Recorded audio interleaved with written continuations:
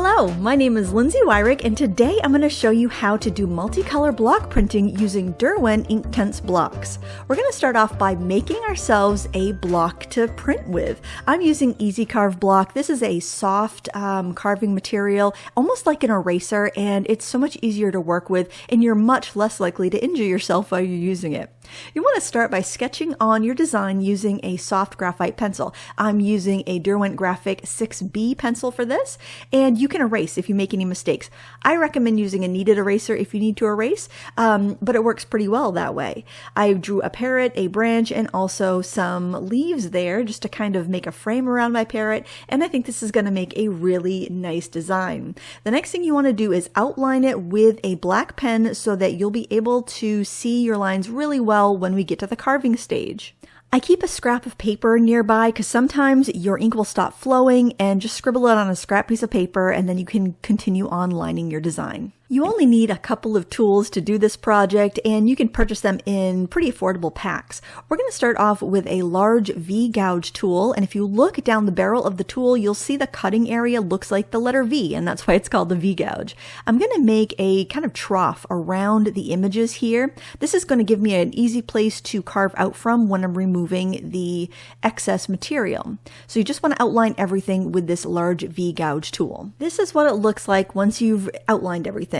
Now the next step is to take a U gouge tool. Can you see how that kind of looks like a letter U there? And you want to scoop out all of the negative space, all the space that you don't want to print. So you want to leave behind the area that's going to print. It can be a little confusing to think in these terms, but you're basically carving away everything you want to be white in your design. Don't be surprised if removing the background takes you longer than any other stage of the carving. Now we're going to switch to a small V-notch tool, and we're going to carve out the details. And this is where you're going to be removing a lot of the fine black lines that you drew in the first place. It can get confusing after a while, so do your best to carve out the detail you can see, and then we'll be ready to do a test print. When you're done carving your detail, you'll want to wash your printing block with soap and water. That's going to remove any debris left over from carving. Then spray it with water and take an Inktense block and rub it over the surface of your printing block. This is going to give us a nice even coating of ink. I recommend you use just one dark color such as black for this. That way you won't have any competing colors distracting you from areas that you might want to carve. This gives you a really good idea of what you've done so far, what's going to print and what's not going to print. Then you just want to press a piece of paper over your design to lift up your print and see where you're at. Keep a piece of scrap paper that's larger than your printing block handy so you can lay it on top of your paper and rub firmly over the paper to get a nice print. Now let's see what we have here. Okay, so looking at this, I can see there are some areas I want to refine, and I will both look at my design and the block where the black remains to carve away the stuff I need to remove. When you're happy with your design, wash your stamping block again and then spray it with water so it's ready to receive the colorful Inktense blocks.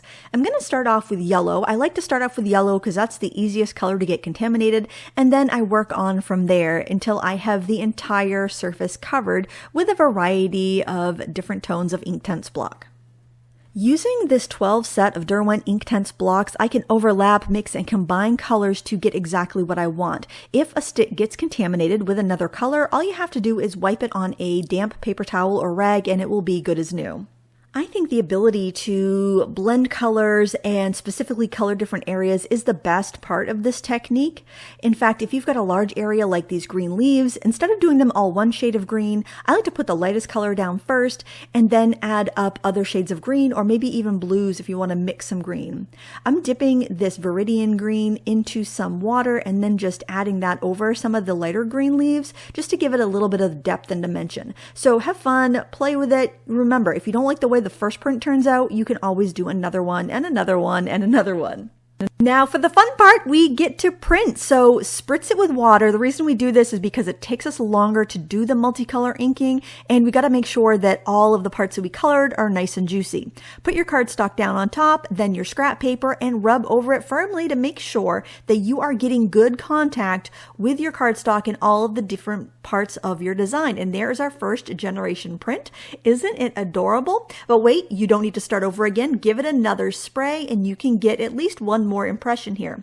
Now on your second impression, it's a good idea to press really well. You can press a little harder. You really want to rub those different areas of the paper so that you get contact and you can sop up all that extra ink. And look, we have a more pastel version. I think these are so pretty, but you know what? I bet we can even get one more impression from this. Give it one more good spray with your spray bottle. Make sure you reactivate all of that color. Press down another piece of cardstock, and this time you're really going to rub it well with your scrap paper and make sure that you're getting contact with all the nooks and crannies of your design.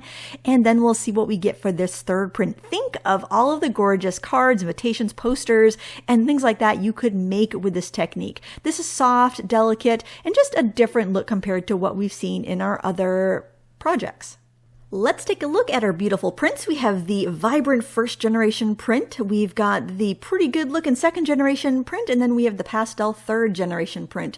These all can be used for different craft projects. In fact, I took the first generation print and turned it into a card by pasting it onto some cardstock. I hope this gives you some inspiration to create some prints of your own. And thank you so much for watching. Please give me a thumbs up before you go. Until next time, happy crafting.